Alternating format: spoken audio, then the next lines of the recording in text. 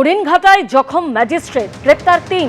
নাকা চেকিং সেরে ফেরার পথে হামলার অভিযোগ, গাড়ি থেকে নামিয়ে বেধড়ক মারধরের অভিযোগ। হরিণঘাটায় দুষ্কৃতী হামলায় আক্রান্ত ম্যাজিস্ট্রেট ও তার ভাই। ডিআইজির নেতৃত্বে কলকাতা থেকে এনআইএ ২৪ জনের টিম মালদার পথে। কলকাতায় এলেন এনআইএর আইজি সোনিয়া সিং। কেন্দ্রীয় বাহিনীকে সঙ্গে নিয়ে মালদায় আসছে এনআইএ টিম। মালদা পৌঁছে প্রথমে নিজেদের ক্যাম্প অফিসে যাবে এনআইএ। ক্যাম্প অফিস থেকে এনআইএ টিম যাবে মোথাবাড়ি থানায়। হামলার নেপথ্যে কারা, কাদের গাফিলতিতে হামলা, নিরাপত্তা নিয়ে আশঙ্কার পরেও কেন জুডিশিয়াল অফিসারদের কাজের জায়গা বদল করা হয়নি, এই সংক্রান্ত বিষয়গুলি তদন্ত করবে এনআইএ। ৬ এপ্রিলের মধ্যে সুপ্রিম কোর্টে তদন্ত রিপোর্ট জমা দেবেন তারা।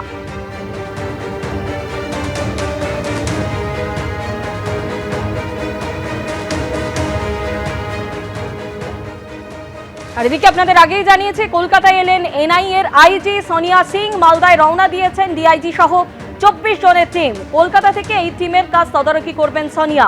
মোথাবাড়ি কাণ্ডে আক্রান্ত জুডিশিয়াল অফিসারদের সঙ্গে কথা বলবেন আইজি।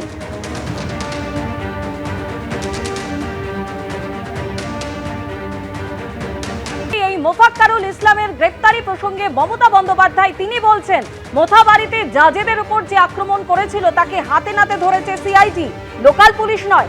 মুম্বাই থেকে বিজেপি ধার করে ওই মিমকে নিয়ে এসেছে। আইএসএফ এর সঙ্গে কংগ্রেস বিজেপিরও উস্কানি আছে। যে সিআইডি কমিশনের আওতায় পড়ে না সেই সিআইডি গ্রেপ্তার করেছে। মোফাক্কারুল ইসলামের গ্রেপ্তারি প্রসঙ্গে বললেন মমতা বন্দ্যোপাধ্যায়। বিজেপি বাংলা থেকে সব সরিয়ে দিয়েছে, দিয়ে মালদায় দাঙ্গা করেছে। কাকে দিয়ে জানেন? মুম্বাই থেকে নিয়ে এসেছিল পাগড়িধারী, টাকাধারী বিজেপির দল, ভোট কাটারি। হাতে নাতে গ্রেপ্তার করেছে। আজকে সকালবেলায় সিআইডি করেছে। ইলেকশন কমিশনের এনআইএ আসার আগেই অ্যারেস্ট হয়ে গেছে, বাগডোগরা থেকে পালাচ্ছিল। আমি সিআইডিকে অভিনন্দন জানাই। আপনারা শুনলেন মমতা বন্দ্যোপাধ্যায়, তিনি বলছেন যে মুম্বাই থেকে বিজেপি মিমকে ধার করে এনেছে। আর এই নিয়ে বিজেপির বক্তব্য, মিমই তৃণমূল, তৃণমূলই মিম, হুমায়ুনই তৃণমূল, তৃণমূলই হুমায়ুন, সব মিলেমিশে একাকার, একই অঙ্গে এত রূপ। মোফাক্কারুল ইসলামের সঙ্গে মুখ্যমন্ত্রীর ছবি দেখিয়ে আক্রমণ শ্রমিক ভট্টাচার্যের। তো একেই তো গ্রেপ্তার করেছেন শুনছি। মানে মিমই তৃণমূল, তৃণমূলই মিম, হুমায়ুনই তৃণমূল, তৃণমূলই হুমায়ুন, সব মিলেমিশে একাকার, একই অঙ্গে এত রূপ।